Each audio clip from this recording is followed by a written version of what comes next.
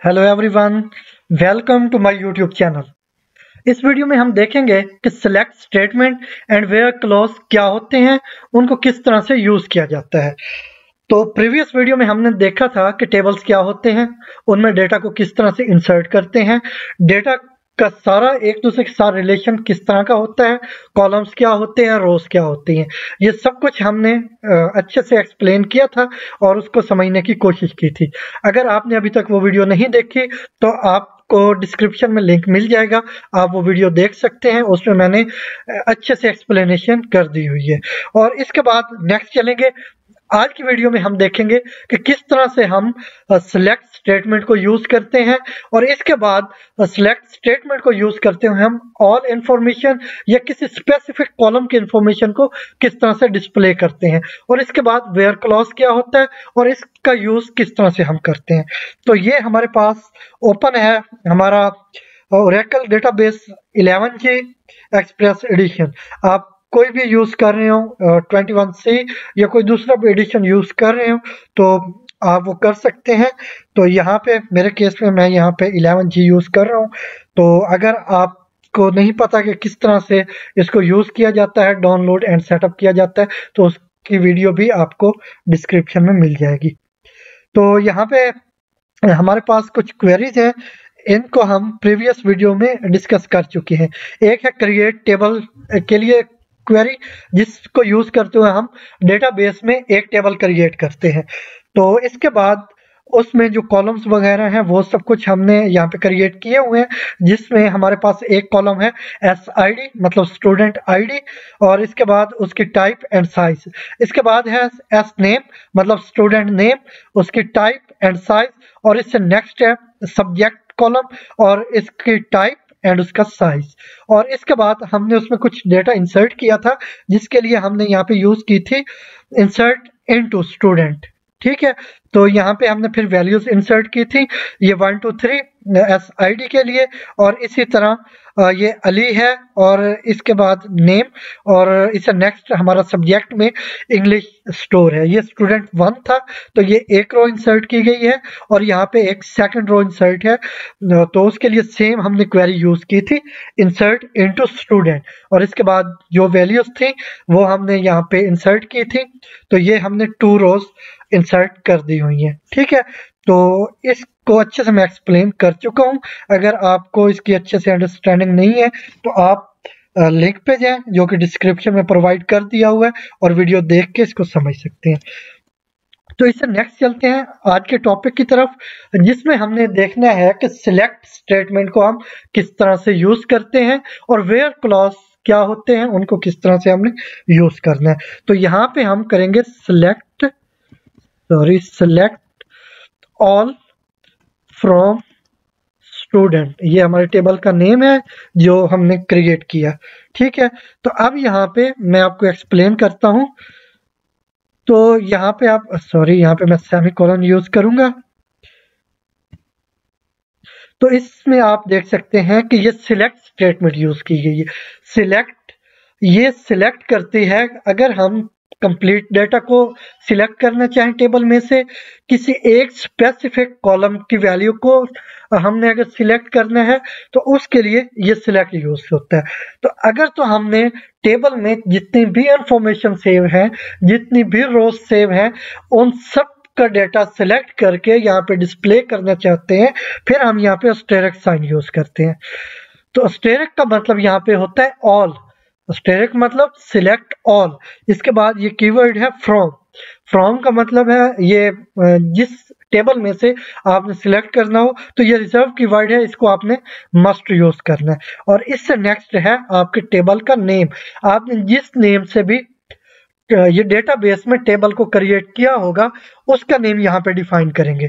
तो क्या होगा इस केस में कि जो हमारा स्टूडेंट का टेबल है उसमें जितनी भी इंफॉर्मेशन स्टोर है वो सारी सिलेक्ट होगी, और उसके बाद वो डिस्प्ले हो जाएगी नीचे कंसोल में। यहाँ पे ये आउटपुट यहाँ पे हमारा होगा। तो इसको मैं सिलेक्ट कर लेता हूँ, और इसके बाद यहाँ से मैं इसको रन करूंगा। तो आप देख सकते हैं ये हमारा एक कॉलम है SID मतलब स्टूडेंट ID, सेकंड कॉलम है हमारा SNAME स्टूडेंट नेम, और इसके बाद सब्जेक्ट ठीक है।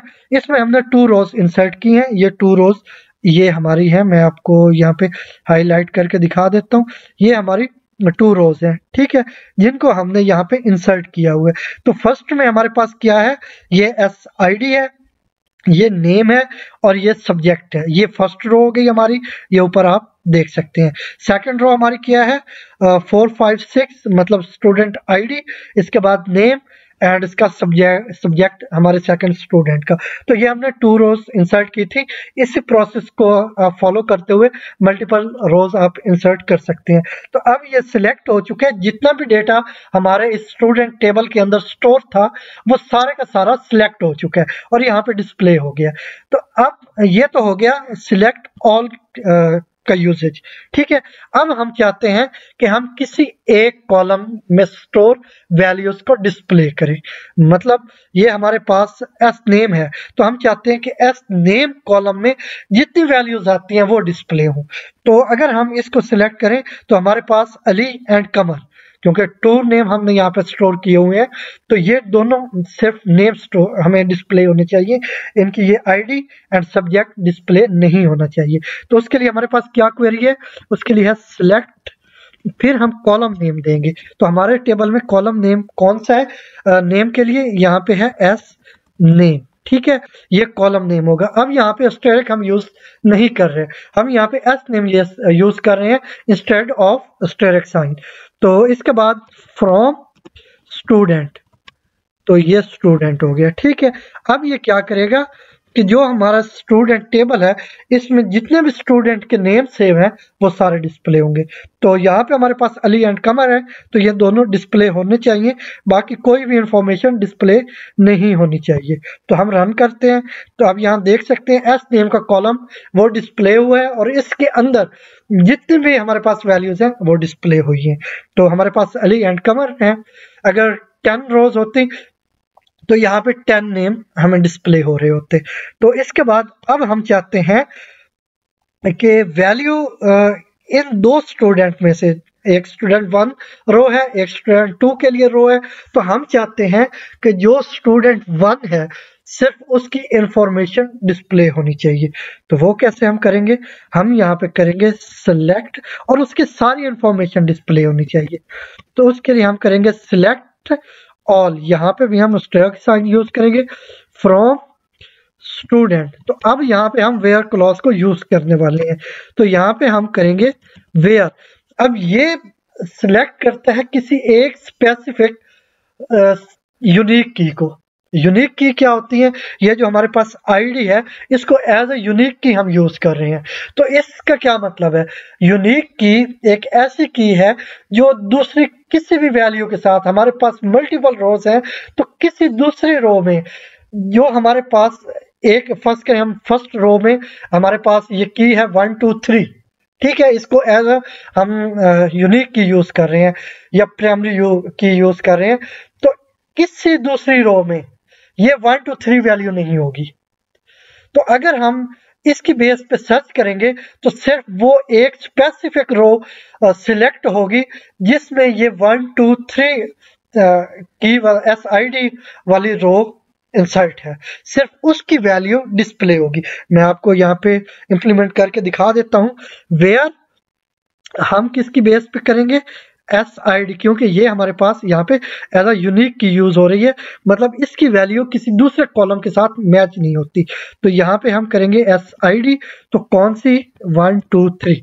तो अब ये 1 2 3 हमारे पास सिर्फ एक ही है, हमारे पास अभी तक तो नेम भी सेपरेट है, मतलब अली है तो वो किसी दूसरी रो में नहीं है। लेकिन अगर ऐसा होता है कि हमारे पास मल्टीपल रोज हैं, उनमें से हमारे पास 3 या 4 रोज में से अली नेम सेव है, तो सिर्फ वही स्पेसिफिक रो डिस्प्ले होगी जिसमें ID हमारी 1 2 3 है, उसका नेम जो अली है वो डिस्प्ले होगा और उसके रिलेटेड जो बाकी इंफॉर्मेशन है वो डिस्प्ले होगी, ठीक है। तो इसकी बेस पे हम सर्च करेंगे। तो यहाँ पे हम कर रहे हैं वेयर, ये वेयर क्लोज किसी एक वैल्यू को सिलेक्ट करेगा, ठीक है। यहाँ पे ये किसको कर रहे हैं, जिसमें भी ये SID 1 2 3 है ये उस रो को सिलेक्ट कर लेगा और फिर ये जो सिलेक्ट ऑल हमने यूज किया हुआ है इसकी हेल्प से उस रो का सारा डाटा डिस्प्ले हो जाएगा। तो इसको मैं सिलेक्ट कर लेता हूं और यहां से मैं रन कर देता हूं। तो अब आप देख सकते हैं यहाँ पे SID हमारे पास 1 2 3 है। तो सिर्फ इसके रिलेटेड जो इंफॉर्मेशन है, अली नेम है इसका और इसमें जो सब्जेक्ट है वो इंग्लिश है, तो ये वैल्यू हमें डिस्प्ले हुई है।